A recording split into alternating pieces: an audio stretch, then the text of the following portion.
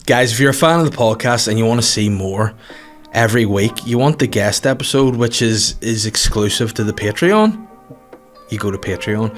If you want the Dog Walks with Davey podcast, you go to the Patreon. If you want the Psychic and the Stand-Up podcast, hey, Patreon. If you want all that extra bonus content and a lot more stuff to come now that we're settled in the new studio, head on over to www.patreon.com/Sly Guy Podcast and become a patron today. The link is in the bio. You just click there, you subscribe for as little as £2 a month and come and join the party. More podcasts, more content, more fun. Do it now. Guys, it is scarily close to my Bits and Pieces show at the Ulster Hall. That's right, the 10th of September. I'm back in the Ulster Hall for what will probably be my last big show for the foreseeable. I don't think I'll be doing anything next year, maybe not the year after. That's the plan. So if you want to come and see me in a big room for the last time for a while until I go on hiatus, come to the Ulster Hall on Saturday the 10th of September 2022. It's, in my opinion, going to be my best show yet, my silliest, hopefully funniest, and I think everyone will have a great time. So if you want to come and see that, get the tickets. The link's in the description. Bring your friends, tell your mates, share it out. If you buy tickets, share it out. I'll reshare it, I'll do all that stuff. Just get your tickets now so I don't have to go to bed at night and pee myself and all. That'd be great. In the lead up to the Ulster Hall, I'm doing a series of very intimate work in progress shows to make sure that come Saturday the 10th of September, my Ulster Hall show is as funny and as good and as juicy as it can be. So I'm going to Antrim, Macrofelt, Bangor, Newry, and then I'm going to Derry/Londonderry if you're pedantic after I've done Ulster Hall, so don't worry about that. But again, the ticket links below. The Sly Guy Podcast would not be the Sly Guy Podcast without the support of Modest Beer. And that's not me being modest, that's just me being honest. Modest Beer have been with us since day one on the podcast, and they support us, so I want you to support them. How do you do that, Dave? I'll tell you. You go to their website, www.modestbeer.co.uk, where you can buy beer, shocker. Or, if you want to support them even more, you want to wear that very sleek, stylish, simple, modest logo, get merch as well. They've got hats, t-shirts, jumpers. I don't know if they have lederhosen. I was going to say they have lederhosen. That's just probably a full lie, so don't worry about it. But they have a great selection of merch and beer there. www.modestbeer.co.uk. And if you haven't already, follow them on social media at Modest Beer. Guys, enjoy the show. I'm the Sly Guy. Guys, welcome to another Sly Guy podcast with me, your host, Dave Elliott. I hope we're all feeling good whenever you're listening to this podcast. Again, I sometimes in my wee head try to think of when and where people would listen to this. Where I listen to podcasts, I'll tell you, in my ears when I'm walking my dog, or in my car when I'm driving. Don't know why I'm doing sign language. If you're listening to the audio here, you'll not see it, but I did feel like I imagine sign language there, and it probably looks distracting if you're watching it. But yeah, where do you listen to it? Some people are freaks, listen to podcasts in the gym. I don't know how they do that. The only podcast I could listen to if I was in the gym would be if I was sitting on one of those wee, the exercise bikes that really heavy people need to use, which is like me, or just people with back problems. They're, just where you recline and you just cycle away. That's the only place you could listen to a podcast, because you could believably fall asleep there. Whereas if you're doing anything else, if you're lifting weights, you should be listening to fucking aggressive, hard, heavy rock music, or Lady Gaga, but nowhere in between. You're either listening to Gaga or you're listening to fucking Megadeth. There's no in between. If you're working out, that's my opinion anyway. That's what I listen to in a workout, which is a lot more frequent these days. Let's be honest. I've been on my health kick of late, and you know what? The old people, and by the old people I mean people who talk about fitness, they say, man, the healthier you are, the more you work out, the better you feel. And I'm going to say they may be onto something, because I'm feeling a little bit better. There you have it. Now, this is probably going to sound earth-shattering to a lot of people, but I have found that since I've been on a wee health kick, my brain works better. Wow. I'm less tired, which is weird because you're tired, and I just generally feel a little bit better for it. So those fitness guys online being like, do this, they're right, And now what's going to be even more bizarre is, and I'll tell you, because this is the nature of what this podcast is, right? It's just me talking. Is I went to my holidays last week. I say holidays. My holidays were a few months back when I went to Maidenhead in the south of England. That's technically my holidays. This was a break. We need to decipher the difference between a break and a holiday. Now my holiday I was away for, if you're away for over a week with your family and it's warm, holiday, that's my definition. If you're away for less than a week, for maybe 3 days with your family and it's cold, break. Which is an ironic name for it, because you're just, if anything, it's the opposite of a break, because you're just there in a more intense way with your whole family, which you don't, that's not a break. If anything, that's pushing you towards breaking point. That's not a break to step away. That's putting you into like a microcosm of your family, and it does push you. It does push you to breaking point, because there's no escape. At least in your house, they can go to the kids can go to the rooms. Your wife can go to the living room. You can go and just stand in the utility room and just look at the wall. Whereas you're on holiday, you're not in normal circumstances. It's pressure. But the break was good. I'll be honest, it was a good time. Went to Donegal. I don't know if any of you guys are familiar with Donegal, but it's a place just across the border. So technically in the Republic of Ireland, it's the west of Ireland, just past Derry/Londonderry, where I'm doing a show on the 1st of October. Tickets are available via link in the bio. And I'll be honest, it was only my second time in County Donegal. Now this is the thing that annoys me, right? The amount of people, you go, I'm just going to Donegal here. Oh, I've only been once before. And they're like, what? Fuck's wrong with you? And I'm like, well, when I was younger, my parents took me abroad. My dad's paramilitary and a doe, So I don't know what to say to that. The same thing happened whenever Catherine was saying to me about, we went to Newcastle, like sort of when I just had one child. So maybe 2 years ago. And I couldn't remember if I'd ever been in Newcastle before. She was like, what, you've never been? I was like, yeah, have you been to Disney World? She was like, well, no. And I will fuck up then. You know what I mean? Different horses for different courses. I was like, I've just not been in Newcastle. I don't know why, because, we just didn't go really do, and it's weird, because I don't know what people did in their childhood, because what I've found as a parent, I do, and again, it's all down to Catherine, really, is I like to go out and do things with the kids, take the kids out somewhere, again, as all part of a wider plan to tire them out so the fuckers will sleep. That's the sole reason you do anything in life now. You don't do anything for enjoyment. You don't do anything for a feeling of, you don't do anything for a feeling of fulfillment. All you do is try to find elaborate ways to make the time not seem like it passes so slowly, and you're going to maximize the exhaustion of your children. That's it. You just want your days to go by quickly and your children to be fucking exhausted. That's the sole goal in life. From the second, the minute, and hour your kids wake up in the morning, your first thought is, how do I tire these fuckers out so that they're going to just fuck off the bed earlier? And I mean, it does sound a wee bit sly. Do I care? Not really. Kids do provide you some joy during the day. Yes, they give you like little hugs and stuff, and that's fine. But the truth is, yesterday, when I wasn't on my holidays and I was in the house, I spent, I'd say, probably an hour of my day putting stickle bricks into a box and putting them away, only for my 1-year-old daughter Matilda to go get the stickle brick box, pour it on the floor again, for me to repeat that cycle until she got bored of torturing me. And then at that point, I was like, thank God she's finished with stickle bricks. Duplo. She went and got a fucking box of Duplo and started fucking that everywhere. So about 4 or 5 times I cleaned just the living room. And then sometimes when you're doing that, the thought process goes into your head like, is this how I exist now? Just running about mundanely and repetitively picking up children's toys for the same child to go and pick it and fuck it on the floor again? And the answer is yes. That's my life now. And do I enjoy it? Yes, but also has moments where you go, what the fuck is this I'm doing with my life? Now, the other options are I just fake my own death and somehow start again, but then again, being a narcissist, as we all are, as all comedians are, I probably want to do stand-up again and then put out videos, and they'd be like, there's my dad, except fully entirely bald, no eyebrows, no beard, no head hair. Be like, well, fucking scooped.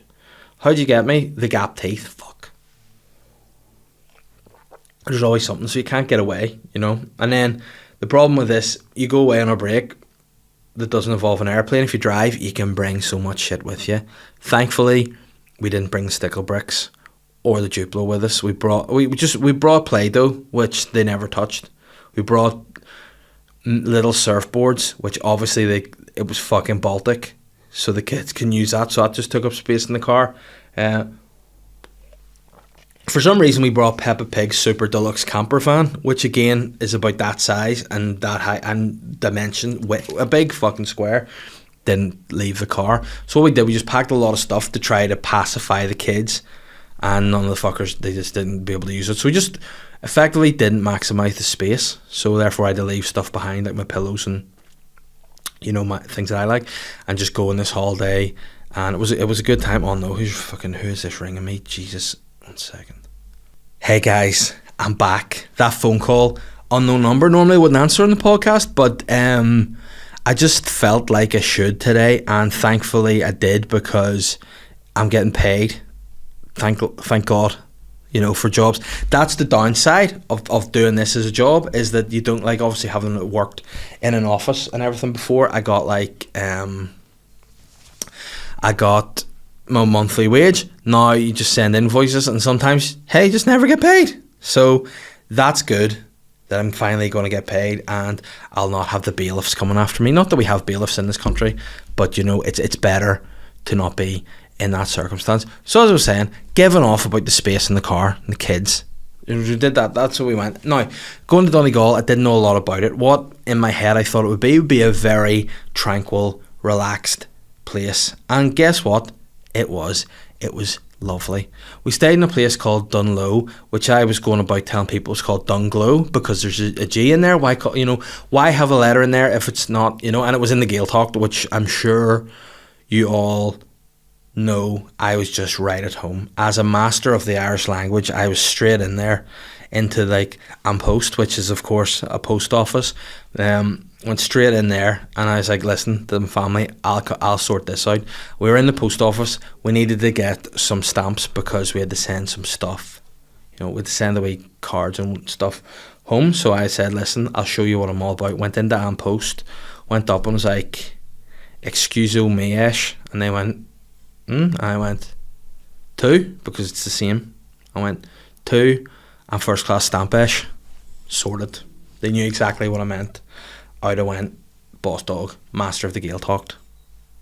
You know, and that's what they call it, Gaeltacht. Maybe I should rebrand my podcast just Gaeltacht, and I'll just talk, you know, with my Irish speaking friends, and it will be a fantastic experience. And again, here's the thing, as somebody who, you know, is technically from a Protestant background, although I'm half a Jaffa, I'm technically, you know, went to the Presbyterian church because my Protestant granny, you know, bought me sweets and gave me Premier League stickers. So that's why I went to the Protestant church, and also she lived closer than my Catholic granny lived out in a fucking cult cheese stick somewhere. So and didn't drive. So it was easier for my parents to get a couple hours peace on a Sunday morning if my, you know, hardened Presbyterian Ulster says no granny took me to church.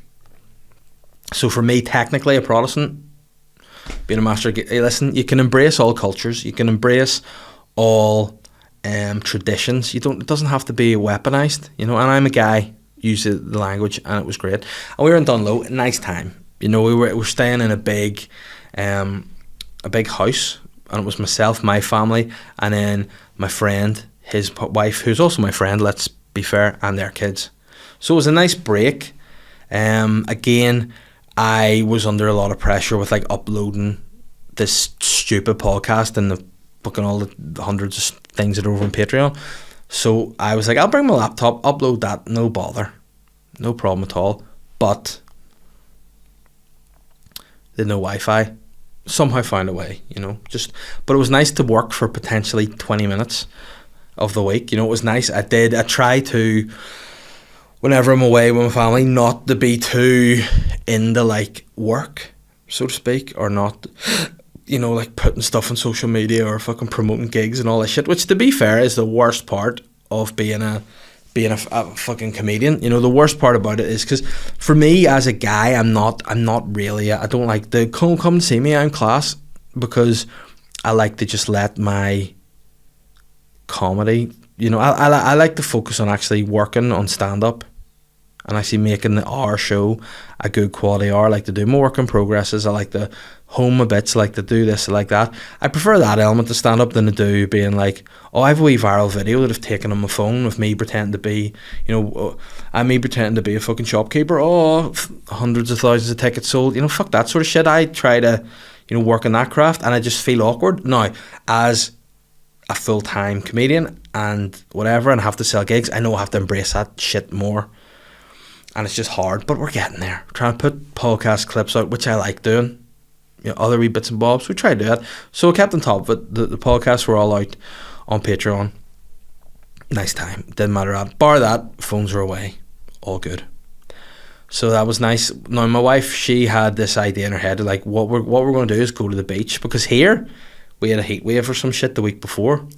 There, just when you're standing in the middle of a beach facing the Atlantic Ocean, just having your face beaten with wind, and it's not really that, you know, it's not really that good an idea, really, to be on the beach. But this is the thing about Catherine, when she makes a decision, respect her. She's like the fucking pilot of the Titanic or whatever those nonsense are called that ride boats.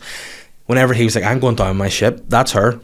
She'd be like, well, this is my idea and we're doing it. And you could be looking outside going, but it's thunder and lightning, the rain's beating down, the sand dunes are actually moving, you know, the sand, there is a sandstorm out there. She'd be like, well, decision's made, we are doing it. And that's what happened the first day. We got down, stopped, there was just wind and rain everywhere. Now I did put the kibosh on bringing the body boards, the paddle boards as my kids call them. You know, they're just like they're like bits of polystyrene. They just came out of the package of the desk that I got for this office. You know, it's just slices of polystyrene. Should have used the soundproofing. They took it as surfboards, whatever. I was like, they can't take that in the sea because they're like, the oldest's 4 and they can't. And they're like, well, we're having a day at the beach. Here's a bucket and spade. Let's have fun. As soon as we get to the beach, Catherine and our other friend just sat down, like, that's it, we're sitting down here, we're enjoying the beach, and the kids were just like, oh, freezing. So I thought, you know what we need to do to get the kids past this big freeze? In the sea. Just walk them up to the sea and back. So we walked the sea and back, and it was myself and my mate Griff and his kids and mine, and we just walked to the beach. They're all going, it's like, you know, in Game of Thrones when they're trying to climb over the white wall and they're going, I am fucking, I'm done. We're like, shut the fuck up, you're on your holidays, enjoy it. Walked there, went back, and then we're like, we know what we need to do to liven up, let's play a bit of football. So my mate's son, he booted the football like as a 4-year-old would, you know, with very, very, very little motor skills, you know, just a toe punt, and didn't make a clean connection. It wasn't like a always rising strike in the top corner, it was like a scuff. But then the wind caught it and the ball went, and it rolled and it rolled and it rolled and it rolled. And my mate Griff, he's got a Banjack's leg at the minute in like a big boot, so he couldn't chase after it. He's a much more lean, you know, athletic runner than I would be.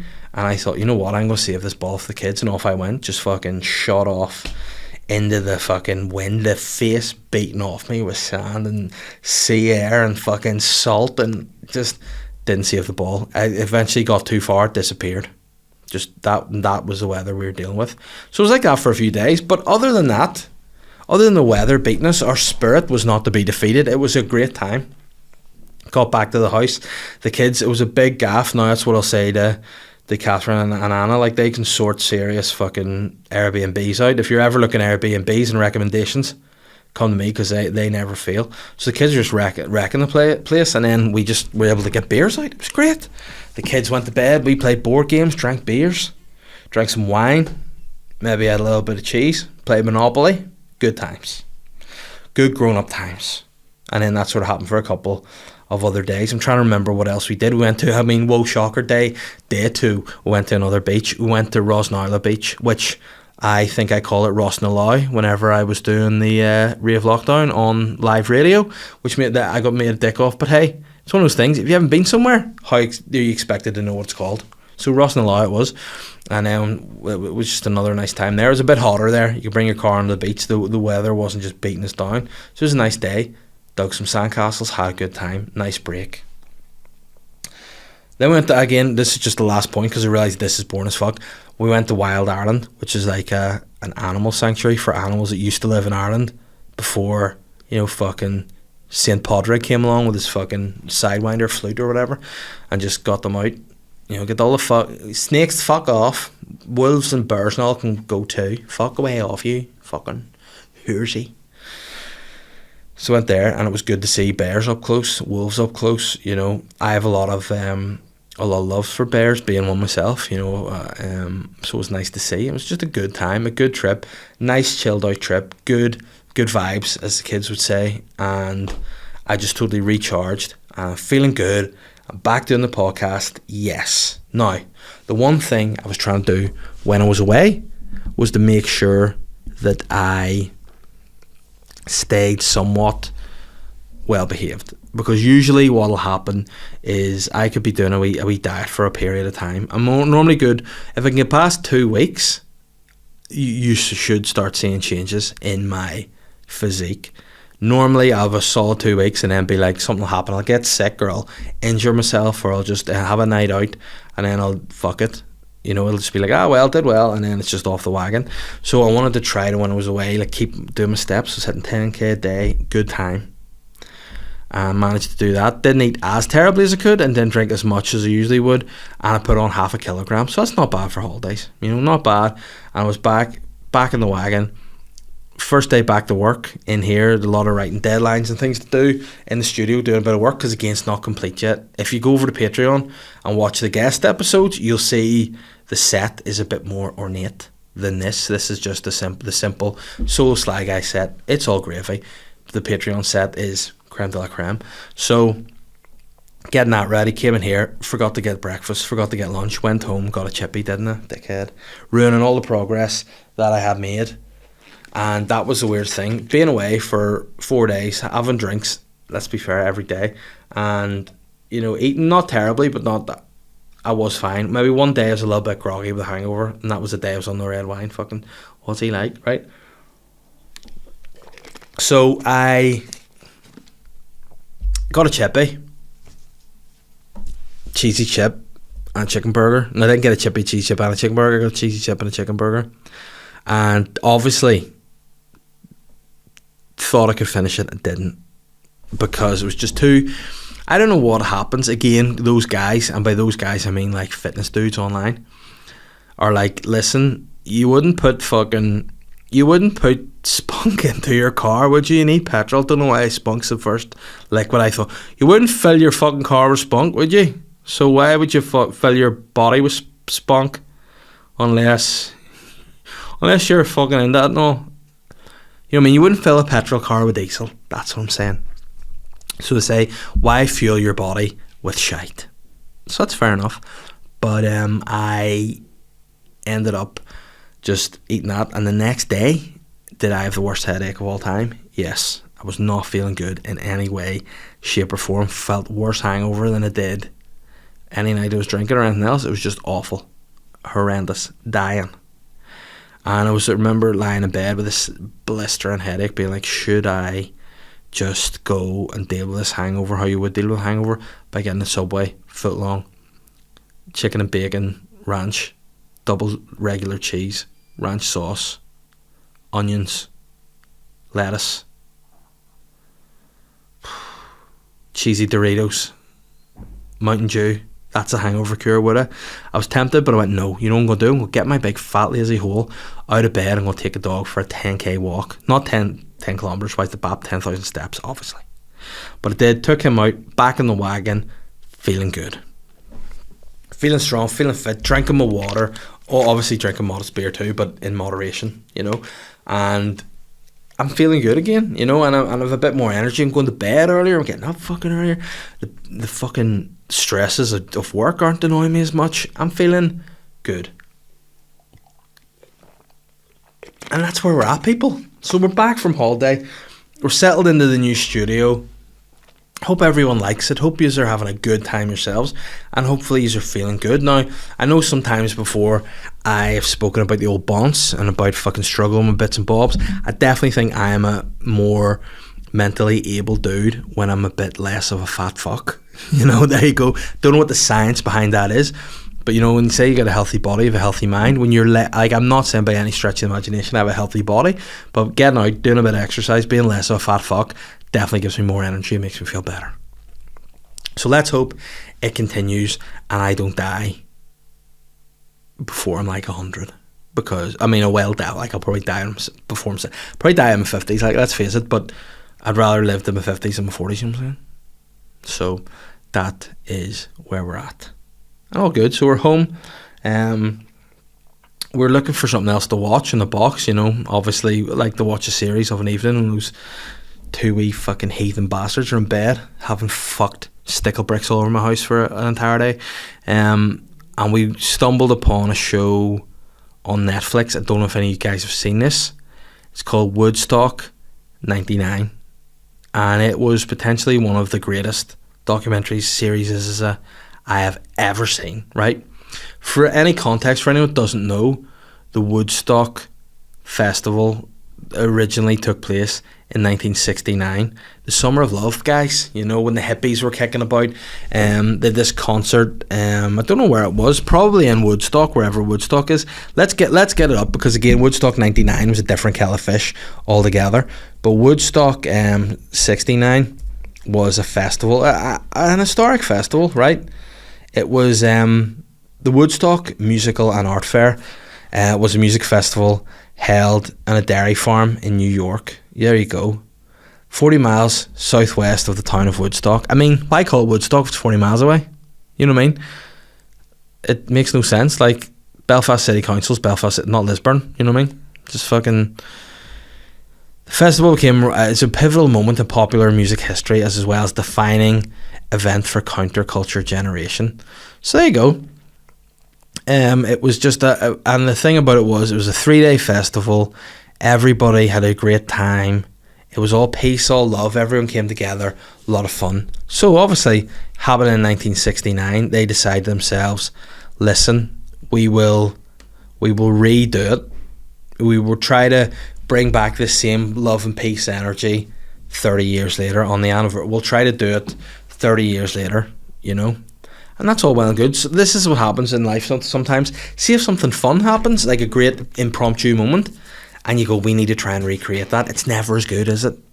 And without giving too many spoilers away, Woodstock 99 wasn't as good as a 69. And I mean, I would argue that a 99 is better than a 69, but, you know, each to their own.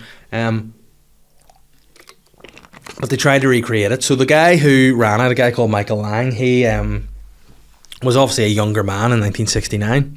He knew what was hip, he knew what was sort of happening, he knew the music, he knew what he wanted to do. In 1999, old guy, you know, bit out of touch. Like me, you tell me any of the artists nowadays, no idea. You want to talk about the Pet Shop Boys? Take that, all good.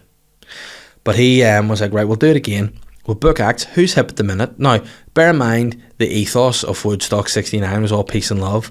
You know, you had bands there. You had, like, Ravi Shankar. He was one, wasn't he? Ravi Shankar, Joan Baez. I was reading through Creedence Clearwater Revival. Janis Joplin. Sly and the Family Stone. You know, Jimi Hendrix. Chilled guys playing good music. Everyone having a good time. You know, they try to recreate that. And they're like, who should we book for Woodstock 99? Should we go for something a bit chilled, something a bit like to try and have the same vibe as then? And your man was like, nah, I'll go for Limp Bizkit, Korn, and The Offspring, amongst others. Now, the fans of like Ravi Shankar, Joan Baez, on the world are like hippies, you know, smoking the weed, peace and love, great time. Fans of Limp Bizkit and Korn are just fucking real wee angry, like people just having puberty and all, just fucking all this testosterone being like, why is there hair coming out of my balls? Fucking raging. You know, it's a big difference, isn't it? They're all hippies are like, oh, it's so good, and they're like, oh, fucking, you know what I mean? Booking Korn, Limp Bizkit, and fucking The Offspring to have like a peace and love festival is like booking Andrew Tate, Ryan Giggs, and Johnny Depp for a feminist rally. You know, it's the same energy. It's totally off. Do you know what I mean? Like, you look at, I don't even know. Let's see some I'm sure Joan Baez sang about, like, you know, ending wars and peace and stuff. You know, I don't know the ins and outs. I sound like Anthony Joshua there. You know, listen, I know things aren't good in Ukraine. I know there are problems there. I mean, I've learnt about it, but I don't know what. I've learnt, but I don't know. But it's not nice. Whatever's happening in your gaffs, not nice. All right, sort it. But I know she's not singing about, like, what Limp Bizkit sing about. You know, imagine, like, you're the guy running it, being like, are you sure you want Limp Bizkit? Yes, they're popular. They're at it. What are their lyrics? I've got a chainsaw. I'll skin your ass raw. And if my day keeps going this way, I might break something tonight. How about give me something to break? How about your fucking face? Different energy, you know. So when you put these wee pube monsters in the fucking mosh pit, that do you ever see people that are just so horny to cry? That was the audience of Woodstock 99, just a load of, like, whatever the equivalent of incels were in 1999, just standing in a big with their wee boners and all. And it was horrific. They just wrecking the place, and, like, it was horrible as well for the women there. Like, you're watching women crowd surf, and they were just having their bits grabbed and groped. It was horrific. Like, you're just seeing and it just made you uncomfortable, you know. Whereas, like, those wee guys are like, oh, it's a booby, like, didn't even know. They just squeeze as hard as they can because that's what they do to wee dicks. Stupid incels, you know what I mean? Just fucking and shocking, lo and behold, as well, I had on the dairy farm, the original Woodstock, they had this on a disused fucking naval base or something, fucking air base, not naval base, gotta be at sea, which was where it should have been. If they had that at a disused naval base, they should have just put it in the ship and just pushed it out to sea and be like, this is the end of this. But it was absolutely wild. Shit everywhere, because they outsourced everything, so they just did no sanitation. Shit everywhere, no one emptying the bins, just rubbish everywhere. There's a bit where Wyclef Jean, of course, I mean this sentence that Wyclef Jean was playing the American national anthem on the guitar, and he said to them, throw plastic bottles at me, and for his entire set he just got rained in plastic bottles. It was wild. Now I've one more episode to watch, which I believe features the Red Hot Chili Peppers, who are one of my favourites. I believe Flea just did the full concert with full dick out and all, which is basically what was happening the whole time. That was another thing. After they'd been out in the blistering sun all day, getting absolutely blocked, watching Korn, in the evening, like, there's a rave den, so you can go in there, take acid, take ecstasy, and watch Fatboy Slim. Recipe for disaster. At one point, some apparently wiped out guy just drove a van into the middle, like, not kill it, crushing people, just drove it casually and slowly into the middle of this air hangar where Fatboy Slim's doing a set. And then they were like, Fatboy Slim, can you stop this set, please? Because it's dangerous. And he was like, well, I mean, I don't, and he's like, I don't want to, but he's saying on the mic, well, lads, I don't want to stop, but there's a van in here. And then one of the producers of the show said to Fatboy Slim, which is this then being such a mug to me, he goes, Fatboy can't continue with his performance until the vehicle is out of the venue. At which point my wife Catherine looked at me and went, I wonder if that happens if someone drives a mobility scooter into your Ulster Hall show. And I was like, do you just want to call me Fatboy? She went, yes I did. And I was like, okay, vengeance will be got. Hasn't been gotten yet, but vengeance will be gotten. But it was a good show, worth watching. I recommend. I'm going to look at a couple of questions here. Again, we're recording this in the middle of the day, so whether there will be any, don't know, mate. Hopefully, because otherwise it's just going to be a real short episode. But that's what the people like, isn't it? Short things work well. Isn't that the saying? It's not the size of the piece, it's the fucking weight ramming it home and all.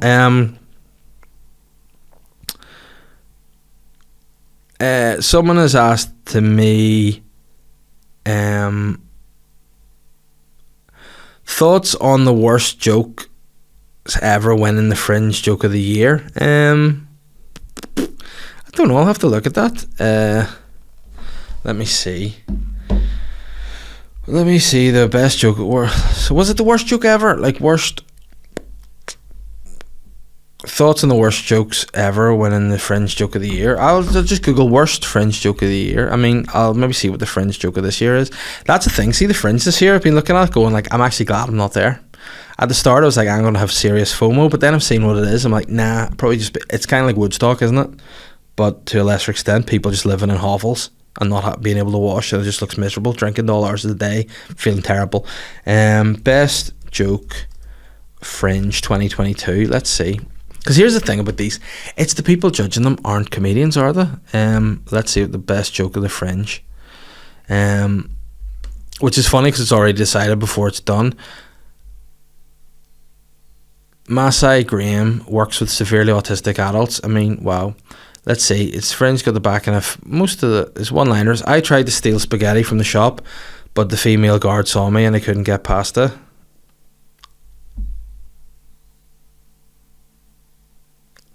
Is that not like one of the most hack jokes of all time? Wow. Runner-up was Mark Simmons, who I've seen before, good act, has said, did you know if you get pregnant on the Amazon, it's next day delivery? That's a good joke. Olaf Falafel came in both 3rd and 6th. Let's see. No, it doesn't tell me a joke. Just give me the fucking jokes. Alright, here we are. My attempts to combine nitrous oxide and oxo cubes made me a laughing stock.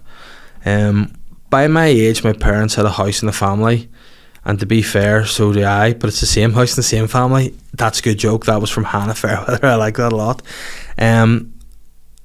I hate funerals and I'm not a morning person. Spelt morning. I spent the whole morning, this is Olaf Falafel again, I spent the whole morning building a time machine, so that's 4 hours of my life that I'm definitely getting back. Well, I mean, that's not bad. It didn't make me laugh, but yeah, it's not bad.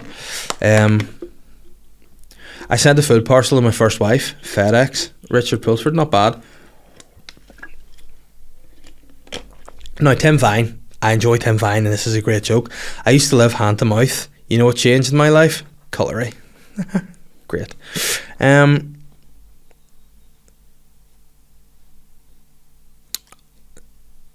Don't knock threesomes. Having a threesome is like hiring an intern to do all the jobs you hate. Nah, I think, a lot of the jokes of the Fringe are kind of like, how did that guy win? I tried to steal spaghetti from the shop, but the female guard saw me and I couldn't get pasta. 52%. He must have a lot of friends that voted for him, because that's not a great joke at all. Ballin has said 2 mentions. I mean, let's see who this.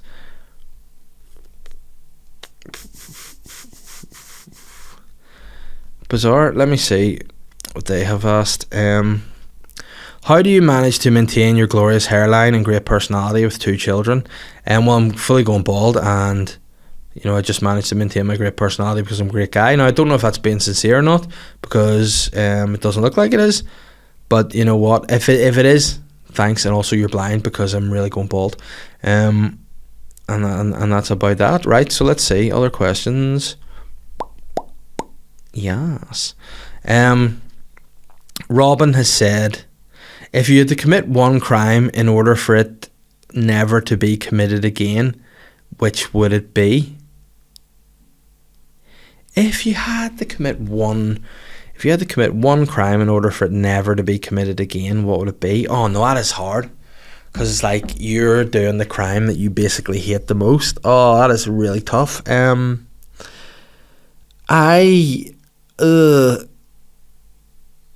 The worst crime to me is anything involving harming children, basically. But you know what? Robin, you fucked my head there, because I would never want to do anything that would harm a child. But also, if you could end all harm to child, with children, if you could stop all harm to child, if you could stop all harm to children, would it be worth it? Oh, that's you know what? I couldn't do it. I couldn't do it. I couldn't. I just have to let other sick fucking perverts hurt children, and then I just have to be like, well, at least I didn't do it. And anytime there's any news or anything about like kids being murdered or attacked or anything, I'd be like, well, at least it wasn't me. So, Colin has said Limp Bizkit or Linkin Park. You know what? Here's the thing, right? It's cooler to like Linkin Park than it is to like Limp Bizkit. You know, and also especially because Chester Bennington is dead. You know, so people are like, you know, you can't pick that, and like he's dead. Rest in peace. Fred Durst still here, just being a jerk. But realistically, whose music do I like better? And it's gonna maybe annoy a few people, but Limp Bizkit, their music meant more to me at the stage when I was just sitting at home squeezing my dick and all, crying because I was so horny. You know, I loved the Chocolate Starfish and Hot Dog Flavoured Water. It was one of my like favourite albums. I must have been like 13 or something that came out. I fucking loved it. My Generation, great song. Oh, it was just a great time. Whereas Linkin Park I liked, don't get me wrong, I did like them, but then you know what, I just sort of, I didn't like a lot of their newer stuff. Like, see that song, who cares if one more light goes out? Like, why is that so nasally? Glistens, flickers, shut up. Well, yeah, hurtful. But yeah, definitely like Limp Bizkit. And I think like a lot of people who try to be cooler, like, oh, Limp Bizkit are shite. They're not. Their music, yeah, albeit their music maybe isn't the most intellectual, but it bangs. It absolutely slaps. And you tell me this, is there ever, like, you can give me your Socrates, you can give me your Confucius, but is there any advice that's more true than, hey, kid, take my advice? You don't want to step into a big pile of shit. Fred Durst. Is there any more, can you argue that? Is anyone going, well, actually what, you'd like to step in a big pile of shit? Well, then you're something wrong with your head, isn't there? But Fred Durst said it best. And you know what? Limp Bizkit are rock stars, they are poets, and they are inspirational. And Linkin Park are just good at music, you know. And I don't really know what they're doing now because Chester was the main guy in them, and his voice is iconic and tremendous. And they don't have that anymore. Mike Shinoda, as sweet as he is at making like wee robotic sounds and like rapping and all, which is weird when you're like 40, just not good. Whereas Limp Bizkit came back. Fred Durst looked like a pensioner with that old dad hair, dad outfit, dad vibes. Great song, I relate to it. Limp Bizkit win. Chris Reese has said, why are deliveries on a ship called cargo, but in a car it's called a shipment? Can you all just piss off with your hard questions today? Like, my brain, I'm fried. I don't know how to answer that. I don't know, there's probably a reason for it. I haven't come up with these terms. You know, the same way as, you know, there's a lot of things I just can't make common sense out of. That's one. And there you have it. So guys, I hope you enjoyed this episode. My brain is now fried. I'm going to go and delete my call for questions because I don't want anybody asking me any more difficult questions that are going to make me like fucking ponder my whole existence.